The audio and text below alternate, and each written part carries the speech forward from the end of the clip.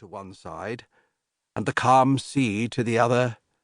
This was the nearest thing to heaven she'd ever experienced. But she knew she mustn't forget why she was there. She was so close to finding the evidence she needed, and only when she'd accomplished her mission would she resume her normal life. Justice would roll down from the mountains eventually, but not quite yet.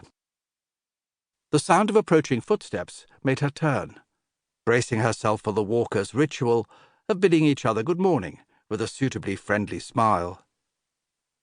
But a few minutes later, she was lying beside the path, her dead eyes staring up at the summer sky.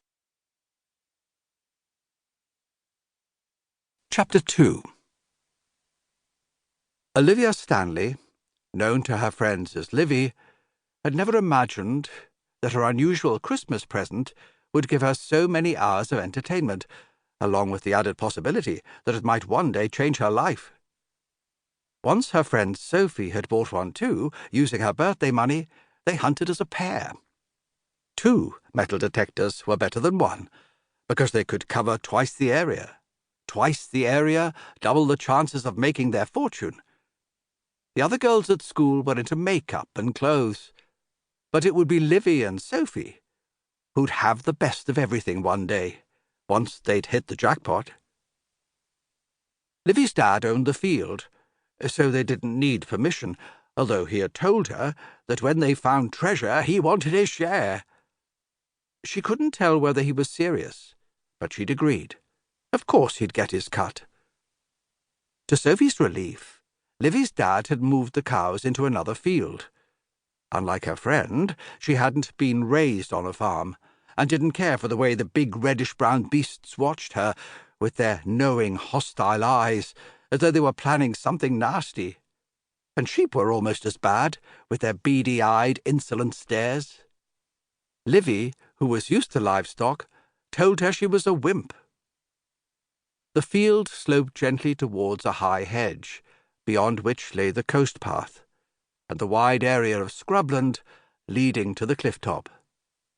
A few hundred yards away to the left, the girls could see the grey slate roof and tall chimneys of a large house, half hidden behind a row of trees. Sophie didn't know who lived there, but on the way to call for Livy, she'd seen a lot of activity on the lane. Huge vans standing in front of the house, and people milling about in strange clothes. She told Livy she'd heard in the village that they were making a film there, and suggested they should go and take a look. But Livy pointed out that they were on a quest that might make them rich one day, so they could do without distractions. "Ready?" "Ready," Sophie replied. They walked slowly forward, a little apart, but keeping to a straight line as they swept their machines from side to side. Their faces were set in concentration, listening for any telltale bleeps in their headphones. Sophie came to a sudden halt, and Livy looked round. "Got a signal?" Without a word, Sophie took her trowel from her pocket and handed it to her friend. She'd borrowed the trowel from her mum's garden shed without asking, but she knew it wouldn't be missed. Her mum wasn't much of a gardener. As Livy squatted down and started to dig, Sophie watched with growing excitement. It might be a ring pulled from a can, a length of barbed wire, or a rusty old nail, or it could be long-lost treasure, gold coins, or a priceless jewel. She watched her friend, heaping the soil to one side of the hole, feeling like a gambler in the casino at Monte Carlo, waiting for the roulette wheel's rattling ball to land on her chosen number. Would this be the big win? But one look at Livy's face told her they hadn't beaten the bank just yet. The object in her soil-stained hand was a large nail, coated with brown rust.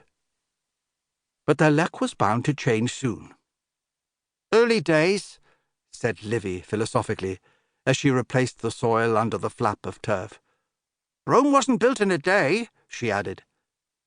She'd heard the phrase once, and it seemed an appropriate thing to say. Half an hour later, the girls had found 3 rusty bolts.